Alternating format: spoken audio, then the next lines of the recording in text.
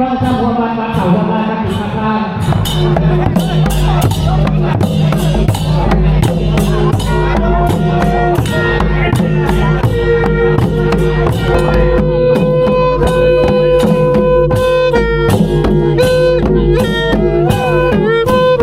อยู่พังโฮมาไกลเนาะ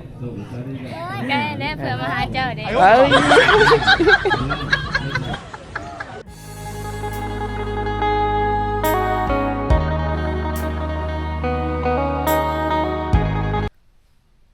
สวัสดีทุกคนยินดีต้อนรับเข้าสู่ซองบอพรนนนานะวันนี้เป็นวันที่23ของเดือน9นะทุกคนนะบ้านของใครได้มีงานทุกคนได้มีงานบุญปงโซซึ่งในตอนนี้ใครก็ชิลงไปเบิ่งสิให้ทุกคนรับชมบรรยากาศว่าบุญมีอย่างใดนะทุกคนไปทุกคนติดตามนะครับชมไปกันนะว่าบุญปงโซนะมันมีอย่างใดนะทุกคนตอนนี้เรากำลังออกเดินทางนะกับบกไก่นะอยู่ในบ้านเพื่อนนะทุกคนประมาณ 2-3 นาทีก็ฮอดนะไปรับชมบรรยากาศข้างทางของหมู่บ้านมาพอเลยนะทุกคน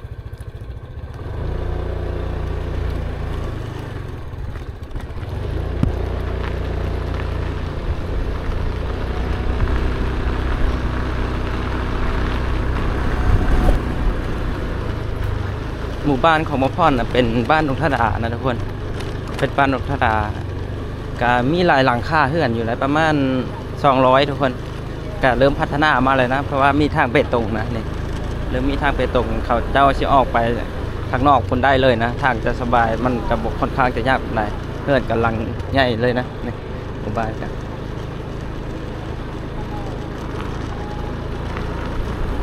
ก็ค่อนข้างจะเงียบๆเลยนะเพราะว่าเขาเจ้าไปหาเงินหาคำอยู่ไทยนะทุกคนหมู่บ้านก็ค่อนข้างจะเงียบๆบุคคลว่ามีคนหลายหรือบ่อยู่ในวัดกันแต่ว่ามีบ้านอื่นมาสมทบอยู่นะทุกคนเลยนะทุกคนตอนนี้เราได้ฮอดวัดแล้วนะเสียงก็ค่อนข้างจะบ่นเลยทุกคนนะนี่เป็นงานบุญปกศพนะเป็นงานบุญปกศพของยาพอสังไทยหายที่ฝ่ายต่างให้กันยายคือสิ่งทุกวันที่ในคำตอบของเจ้าให้องค์นี้บารมีให้ข้างหน้าในวงเจ้าเย็นเพื่อเราเรียนอันนี้เป็นมื้อที่2ที่3แล้วทุกคนมื้อนี้เขาเจ้าจะปลุกกับประมาณ8-9 โมงอะไรทุกคนนะมีบุญก็ต้องมีคล้องมีกองนะทุกคนพระเจ้าตีกองเลยนะ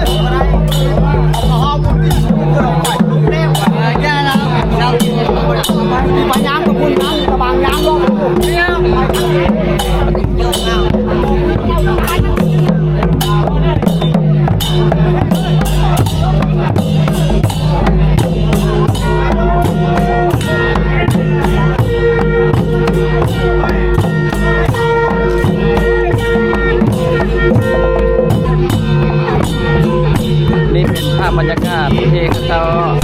ตีแห่นะครับถ้าเป็นบรงบกไฟเขาเจ้าจะแห่ออกแจกเขาเจ้าจะแห่ออกแจกเขาเจ้าจะตีล่อลิ้นเยอะ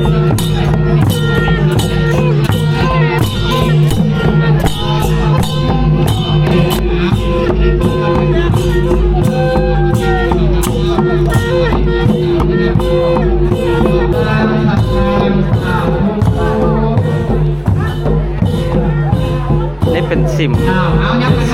วัดบ้านดงธดาแล้วทุกคนซึ่งเป็นสิมใหญ่เลยครับ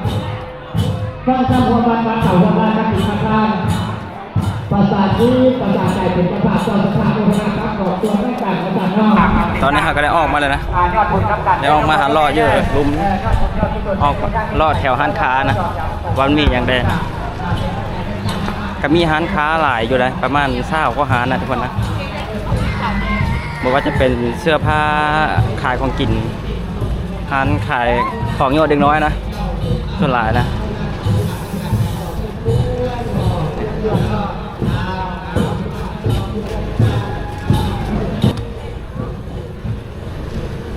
ร้านขายมะปรุงร้านสัตว์มะปรุงนะ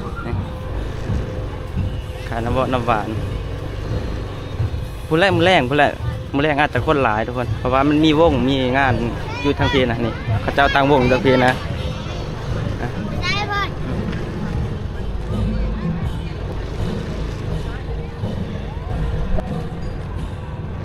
อันนี้ก็เป็นวงดนตรีสาวนุสรณ์ทุกคนซึ่งเป็นวงดนตรีของบ้านของพ่อเองนะกันใหญ่นะอันนี้แต่เพิ่นบ่ลงเต็มวงนะทุกคนนี่ก็จะประมาณนี้ตูกันถ้าลงเต็มวงนี่พวกบางใหญ่เลยนะ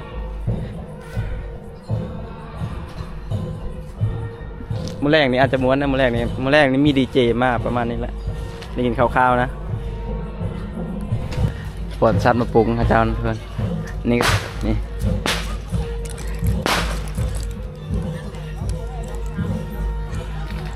คันได้ก็เอาไปเลยได้นี่3 ลูกเท่าไหร่นี่นะ3 ลูก 10,000นะทุกคน3 ลูก 10,000แล้วได้อย่างแน่นี่ 10,000ล่ะการ์ตูนก็ได้อ๋อกระตุ้นก็ได้เนาะประเภทน้ำทั้งนั้นเลยสูงอ๋อประเภทน้ำมันได้2 แก้วเนาะตอนนี้คนยังบ่หลายเท่านะค่อยกะสิได้ถ้าเขาเจ้าเอาซบลงก่อนประมาณบ่ายโมงนะทุกคนกะสิพาทุกคนเลาะเลยนะพาทุกคนหาเลาะเบิ่งแถวนี้นะมื้อแรกน่าจะหลายถ้าฝนบ่ตกนะ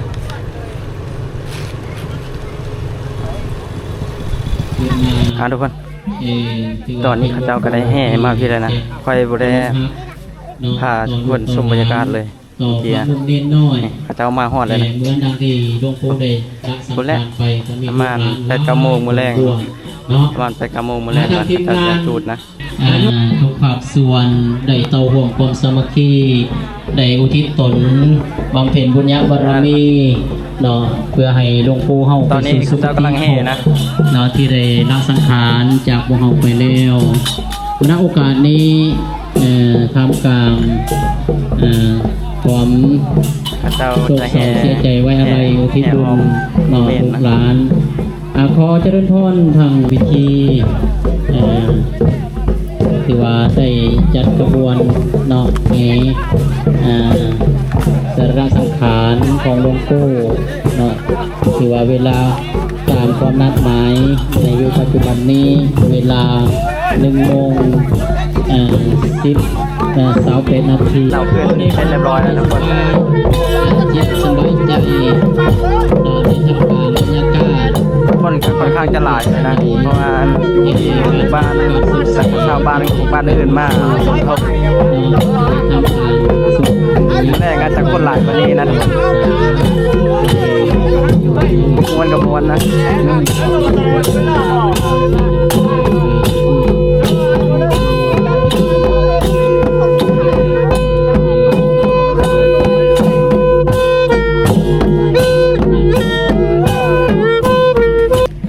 สาวมันตะบันไหนชีวิไลมาชีวิไลมา2 คนนะแล้วมื้อแรกมาปะคือสิบ่ได้มาหรอกสาวมันชีวิไลทุกคน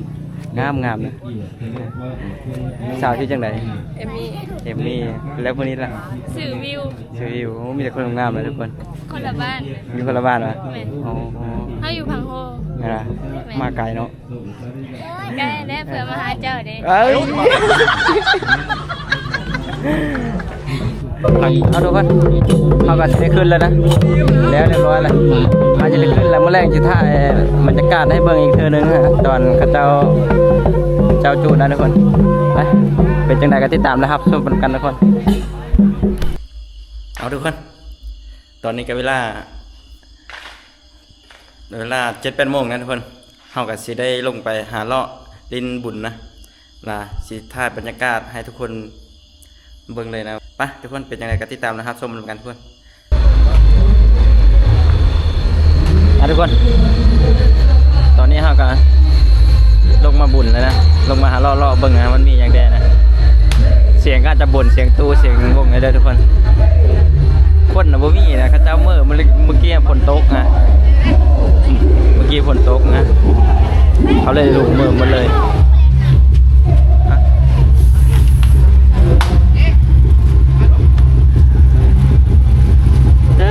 สาวดวงธดางามเท่าว่าสาวดวงธดาเขากล้องนะกว่าสาวดวงธดาขึ้นเลยคนโบราณนะทุกคน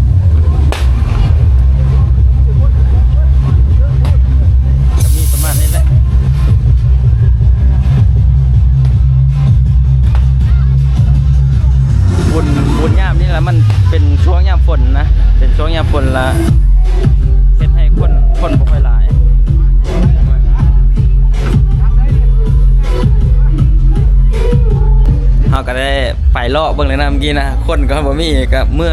เขาเจ้าเมื่อมันแหละ มันฝนตกได้บุญยามนี้นะมันเป็นฤดูฝนนะทุกคนมันเฮ็ดให้เขาเจ้าบ่จังมาปานใดนะเอ้าเป็นจังไดกะคลิปนี้ก็สิได้ฝากไว้สำนี้นะทุกคนคลิปหน้าพบกันใหม่สำหรับคลิปนี้ก็กล่าวคำว่าสบายดีทุกคน